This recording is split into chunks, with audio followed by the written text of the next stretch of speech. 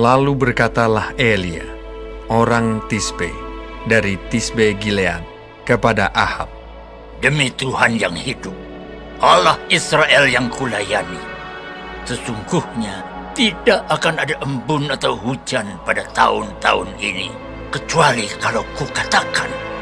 Kemudian datanglah firman Tuhan kepadanya, Pergilah dari sini, berjalanlah ke timur dan bersembunyilah di tepi sungai Kerit, di sebelah timur sungai Yordan.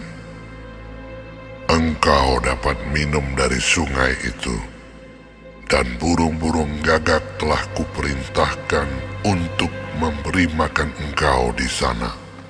Lalu ia pergi, dan ia melakukan seperti firman Tuhan. Ia pergi dan diam di tepi sungai Kerit, di sebelah timur sungai Yordan.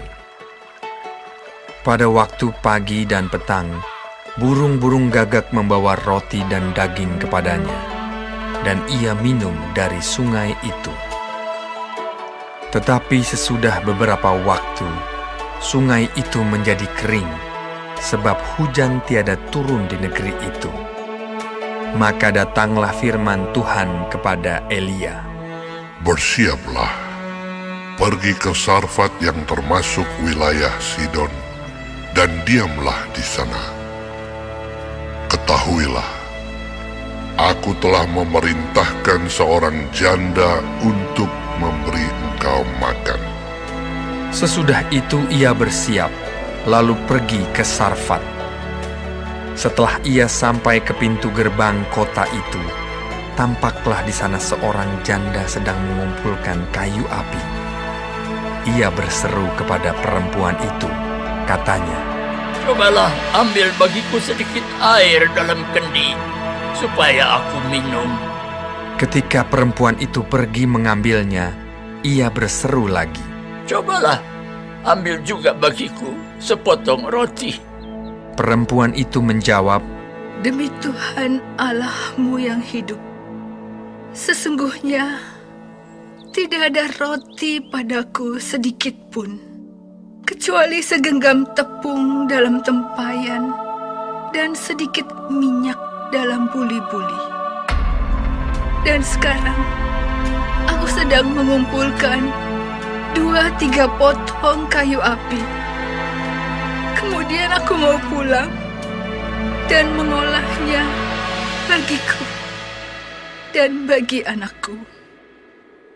Dan setelah kami memakannya, maka kami akan mati. Tetapi Elia berkata kepadanya, Janganlah takut, pulanglah, buatlah seperti yang kau katakan, tetapi buatlah lebih dahulu bagiku sepotong roti bundar kecil daripadanya, dan bawalah kepadaku. Kemudian barulah kau buat bagimu dan bagi anakmu.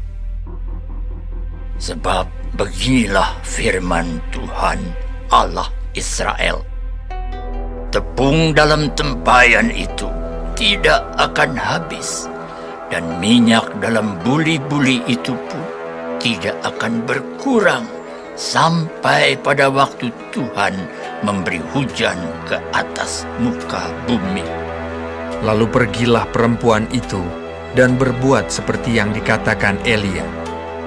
Maka perempuan itu dan dia serta anak perempuan itu mendapat makan beberapa waktu lamanya. Tepung dalam tempayan itu tidak habis, dan minyak dalam buli-buli itu tidak berkurang, seperti firman Tuhan yang diucapkannya dengan perantaraan Elia. Sesudah itu, anak dari perempuan pemilik rumah itu jatuh sakit, dan sakitnya itu sangat keras, sampai tidak ada nafasnya lagi.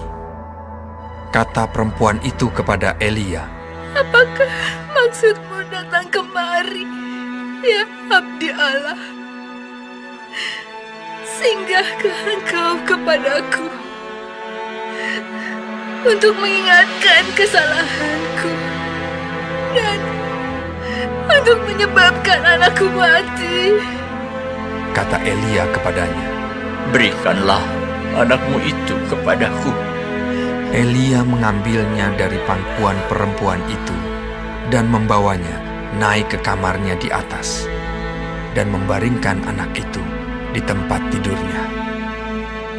Sesudah itu ia berseru kepada Tuhan, katanya, Ya Tuhan Allahku, apakah Engkau menimpakan kemalangan ini atas janda ini juga, yang menerima aku sebagai penumpang dengan membunuh anaknya? Lalu ia mengunjurkan badannya di atas anak itu 3 kali dan berseru kepada Tuhan, katanya, Ya Tuhan Allahku, pulangkanlah kiranya nyawa anak ini ke dalam tubuhnya. Tuhan mendengarkan permintaan Elia itu, dan nyawa anak itu pulang ke dalam tubuhnya, sehingga ia hidup kembali. Elia mengambil anak itu, ia membawanya turun dari kamar atas ke dalam rumah dan memberikannya kepada ibunya. Kata Elia, Ini anakmu, ia sudah hidup.